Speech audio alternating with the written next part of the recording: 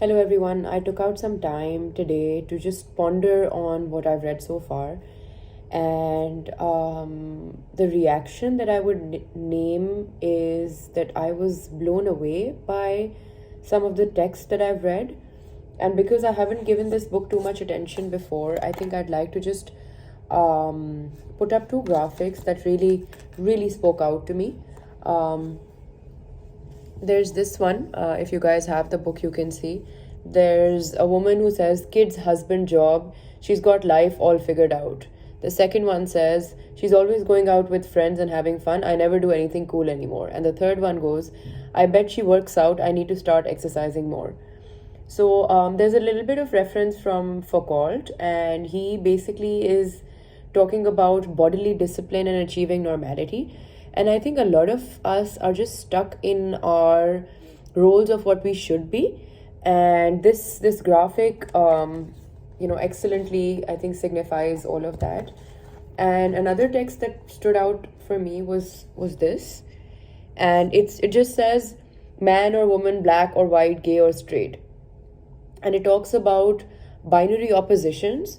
And I think the entire book's premise that I got was basically that we don't need to exist in binary oppositions. Why should woman be a binary opposition from a man, a gay or straight, black or white? It just, I think this text really spoke out to me.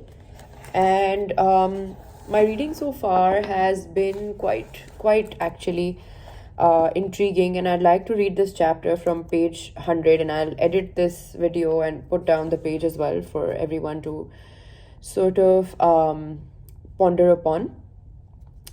Burden and privilege, this is from The Left Hand of Darkness. Sorry, I didn't mention that before. Burden and privilege are shared out pretty equally. Everybody has the same risk to run or choice to make. Therefore, nobody is considered quite so free as a free male anywhere else. Consider there is no unconsenting sex or rape.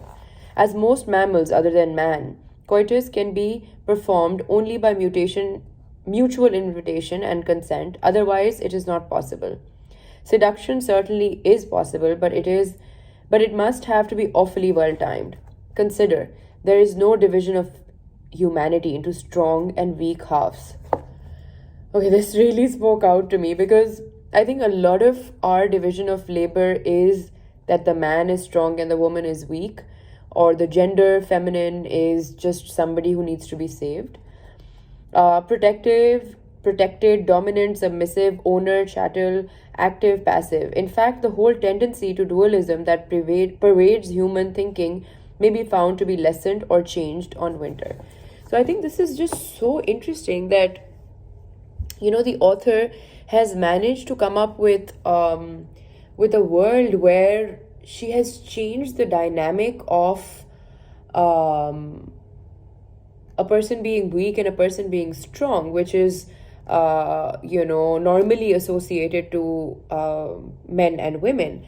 And my reaction comes because, like I've spoken before as well, I come from a society where there are very gendered roles. And I myself find myself in situations where I don't necessarily want to associate myself with someone who's submissive and someone who has to do a particular thing because I'm a woman.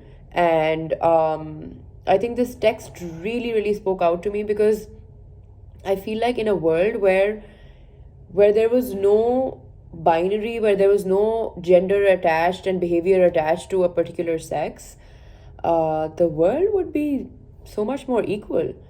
I mean, I think this has been sort of really mind opening for me, and I look forward to reading more. I think this week has been just a sort of enlightenment for my modest knowledge. Thank you.